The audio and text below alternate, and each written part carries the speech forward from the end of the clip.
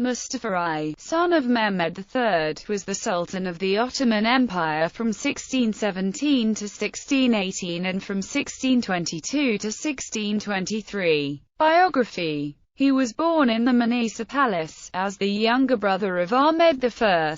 His mother was an Abkhazian women sultan. Her name was undetermined, but popularly known with name Halimi or Alima. Before 1603 it was customary for an Ottoman sultan to have his brothers executed shortly after he gained the throne. But when the 13-year-old Ahmed I was enthroned in 1603, he spared the life of the 12-year-old Mustafa. Mustafa might have been left alive because Ahmed had not yet produced any sons, so at the time Mustafa was his only heir. Though Ahmed went on to father several sons, he did not execute Mustafa, perhaps because of his brother's apparent mental problems. Another factor in Mustafa's survival is the influence of Qasim Sultan, who may have wished to preempt the succession of Osman, Ahmed's firstborn son, from another concubine. If Osman became sultan, he would likely try to execute his half-brothers, the sons of Ahmed and Qasim. This scenario later became a reality when Osman II executed his brother Mehmed in 1621. Until the death of Ahmed in 1617, Mustafa was confined to the palace, in the virtual imprisonment of a system called the cafes.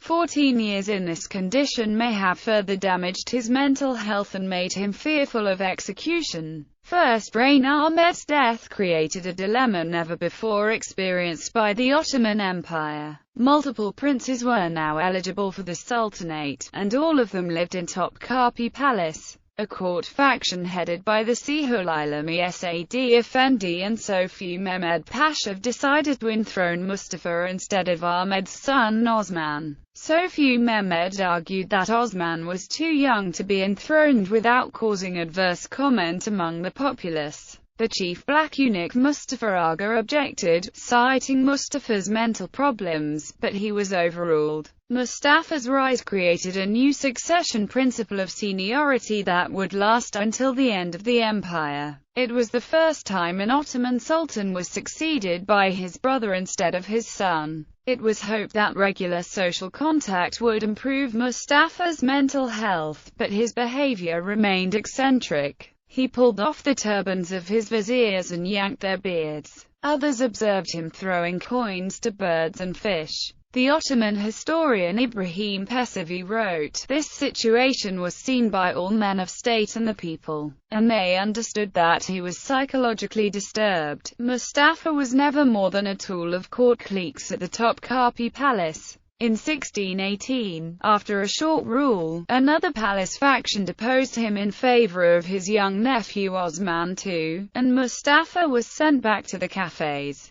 The conflict between the Janissaries and Osman II presented him with a second chance. After a Janissary rebellion led to the deposition and assassination of Osman II in 1622, Mustafa was restored to the throne and held it for another year. Second reign. His mental condition unimproved. Mustafa was a puppet controlled by his mother and brother-in-law, the Grand Vizier Kara Davud Pasha. He believed that Osman II was still alive and was seen searching for him throughout the palace, knocking on doors and crying out to his nephew to relieve him from the burden of sovereignty. The present emperor being a fool, he was compared unfavorably with his predecessor. Political instability was generated by conflict between the Janissaries and the Sipahis, followed by the Abazar rebellion, which occurred when the Governor-General of Erzurum, Abazar Mehmed Pasha, decided to march to Istanbul to avenge the murder of Osman II. The regime tried to end the conflict by executing Kara Davud Pasha, but Abazar Mehmed continued his advance.